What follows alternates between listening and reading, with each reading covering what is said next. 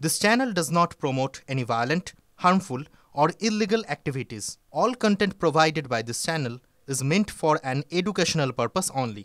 Cancer Healer Center, a new beginning. টালিগঞ্জে যে লুট হলো তার গল্পের পর্দা ফাঁস হয়েছে। হ্যাঁ, 48 কিনারা করলো পুলিশ। আপনাকে জানিয়ে রাখি, অভিযোগকারী গৃহকর্ত্রী সোনালী বিশ্বাস নিজেই গ্রেফতার।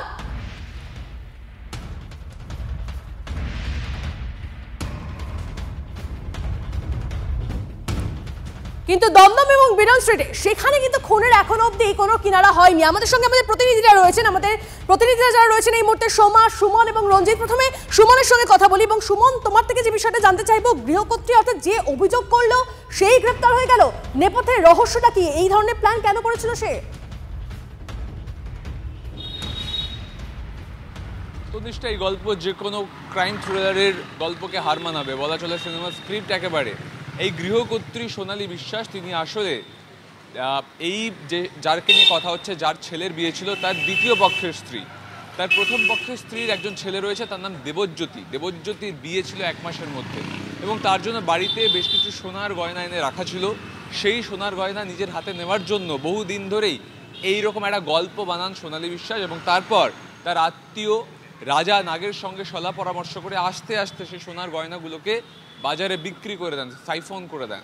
পরবর্তীকালে এই লুঠের গল্প দিয়ে নিজে ফেঁসে যাবেন বুঝে এই গল্পটা ফাঁদেন তিনি, এবং তিনি বলেন যে তার বাড়িতে লুট হয়েছে, তার উপর আঘাত করে সোনার গয়না কেউ নিয়ে গেছে।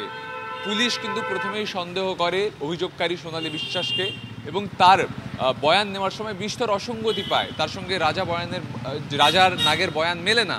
সেই জায়গায় দাঁড়িয়ে অভিযোগকারী গৃহকর্ত্রী সোনালী বিশ্বাসকেই কলকাতা পুলিশের গোয়েন্দা বিভাগ গ্রেপ্তার করেছে, এবং আজকে তাদেরকে কোর্টে পেশ করা হবে, রিমান্ডে চাওয়া হবে। যেটা পরিষ্কার হয়ে গিয়েছে, লুঠের এই গল্পের পেছনে ছিল আসলে গয়না হাতিয়ে নেওয়ার চেষ্টা। 3 থেকে 4 ভরি গয়না, সেই গয়না হাতিয়ে নেওয়ার জন্য প্রথম পক্ষের স্ত্রী, তার ছেলে, তার ছেলের বিয়ের গয়না হাতিয়ে নেওয়ার জন্য দ্বিতীয় পক্ষের স্ত্রী একটা প্লট রচনা করেছিলেন, যে প্লট রীতিমতো কোনো একটা সিনেমা স্ক্রিপ্টকে হার বানাবে। এবং শেষ পর্যন্ত সেই অভিযোগ কিন্তু কাজ করলো না। নিজের গল্পে কার্যত নিজেই ফেঁসে গেলেন এই সোনালী বিশ্বাস, এবং পুলিশ তাকে গ্রেপ্তার করেছে। তার সঙ্গে সঙ্গে তার আত্মীয় রাজানগর। তুমি আমাদের সঙ্গে থাকো। যার বিয়ের গয়না চুরি হয়েছে তার কি বক্তব্য শোনাবো আপনাদের। আর রাজানাগ কে হয়? রাজানাগ হচ্ছে ওনার যে বোন, তার হাজবেন্ড। হ্যাঁ। আপনার বিয়ে কবে? আর 1 মাসের মতো। এই যে গয়নাগুলো চলে গেল, ক্ষতি হয়ে গেল? না না, আমার যেটা ছিল সেইগুলো সব অর্ডার দেওয়া আছে। এগুলো অ্যাকচুয়ালি আমার যে বোনের ঠাম্মার এইদের সব এগুলো ছিল। ওনারও কিছুটা ছিল ওটার মধ্যে। বুঝতে পারিনি গয়না চুরি হয়ে যাচ্ছে। ট্রাস্ট আর একটা লয়ালিটি বলে একটা ব্যাপার থাকে, তো কখনো চাবি তো আর তাই আমরা নিইনি, কখনো দেখতে যাইনি। স্পেশালি বাবা কখনো দেখেনি, কারণ ওটা তো বাবার রুমে ওটা সবসময় ছিল। কেউ নিজের ঘরে শীত কাটছে, ভাবতে পারছেন প্লটটা ঠিক কি? কিন্তু এই যে বিডন স্ট্রিট, দমদম, সেখানেও তো বাড়িতে দিনে দুপুরে বলা যেতে পারে ডাকাতি হলো, কোথাও রাতের বেলাতেও হয়েছে, কিন্তু সেখানে এখন অব্দি কিনারা হচ্ছে না কেন? আচ্ছা, বিডন স্ট্রিটে সেখানে একজন বৃদ্ধা, তাকে রাতারাতি দুষ্কৃতীরা বাড়িতে ঢুকলো এবং তারপর তার সামনেই তাকে আগ্নেয়াস্ত্র ঠেকিয়ে বিভিন্ন লুটপাট চালানো, তার আলমারি খুলে। কিন্তু সেই ঘটনা এখন অব্দি কি আপডেট? কথা বলবো আমাদের প্রতিনিধি সোমা আমাদের সঙ্গে রয়েছেন সরাসরি। সোমা, এখন অব্দি সেই ঘটনার কোনো তথ্য সামনে আসছে? ঘটনা অনেকদিন ঘটে গেছে, কিন্তু এখন অব্দি কাউকে ধরা গেল কি? দেখো, ঘটনা ঘটে গেছে, কিন্তু এখনো পর্যন্ত এই ঘটনায় কাউকে গ্রেপ্তার করতে পারেনি বটতলা থানার পুলিশ, এবং এই বিষয়টি নিয়েই কিন্তু প্রশ্ন উঠছে। পুলিশের কাছে সিসিটিভির ফুটেজ এসেছে, এবং যে ইনফরমেশনগুলো, অর্থাৎ ওই বৃদ্ধা বাড়িতে একাই থাকতেন, তার বাড়িতে কিছু কাজের লোক ছিল নিরাপত্তা রক্ষী, তাদেরকেও কিন্তু পুলিশ তাদের সাথে কথা বলেছে, নিরাপত্তা রক্ষীর সাথেও কথা বলেছে, কিন্তু এখনো পর্যন্ত কাউকে কেন গ্রেফতার করা গেল না? স্থানীয় বাসিন্দা যারা রয়েছেন তারা কিন্তু বলছেন যে সেন্ট্রাল এভিনিউর মতো একটি জায়গা, জনবহুল জায়গা, সেখানে বাড়ির ভেতরে বৃদ্ধাকে ধারালো অস্ত্র দেখিয়ে সমস্ত কিছু লুটপাট করা হলো, এবং বটতলা থানা সেটা কিন্তু খুব একটা দূরে নয়। এখনো পর্যন্ত পুলিশ কাউকে কেন গ্রেফতার করতে পারলো না? তাহলে এই যে শহরে বৃদ্ধা যারা একা থাকছেন, তাদের নিরাপত্তাটা কোথায়? নয়। এই নিরাপত্তার বিষয় নিয়ে অবশ্যই প্রশ্ন উঠছে, স্থানীয় বাসিন্দারা সেই প্রশ্ন একদমই। তাহলে এই যে বৃদ্ধ যারা রয়েছেন আর যারা প্রবীণরা রয়েছে শহর কলকাতা, তারা কি নিরাপদ আদৌ, এইটা প্রশ্ন থাকছে।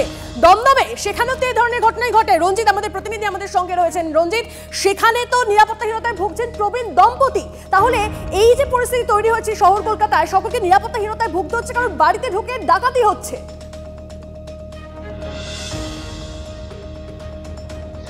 একদমই, দেখো ঘটনার 54 ঘন্টা অতিক্রান্ত, এখনো পর্যন্ত অভিযুক্তরা, ডাকাতির ঘটনায় অভিযুক্তরা অধরা, এবং নিরাপত্তার যে সুনিশ্চিত করবার জন্য যে পরিবারের পক্ষ থেকে যে সকল সিসিটিভি লাগানো হয়েছিল, একটু দেখাবার চেষ্টা করি, যে সকল সিসিটিভি গুলো লাগানো হয়েছিল সেই সকল সিসিটিভিতে কিন্তু সেই ফুটেজ কার্যত স্পষ্ট, এবং সেই ফুটেজ ধরে যদি তদন্তকারী আধিকারিকেরা সেই সূত্র ধরে দীর্ঘ 54 ঘন্টা অতিক্রম করার পর এই বৃদ্ধ দম্পতির যে গলায় ছুরি রেখে মুখ চাপা দিয়ে যেভাবে লুটপাট চালানো হলো, একদম শয্যাশায়ী এই শঙ্কর কুমার মজুমদারকে পুরো শয্যাশায়ী অবস্থায় তাকে কিন্তু ছুরি দিয়ে ভয় দেখিয়ে সমস্ত লুটপাট করা হলো।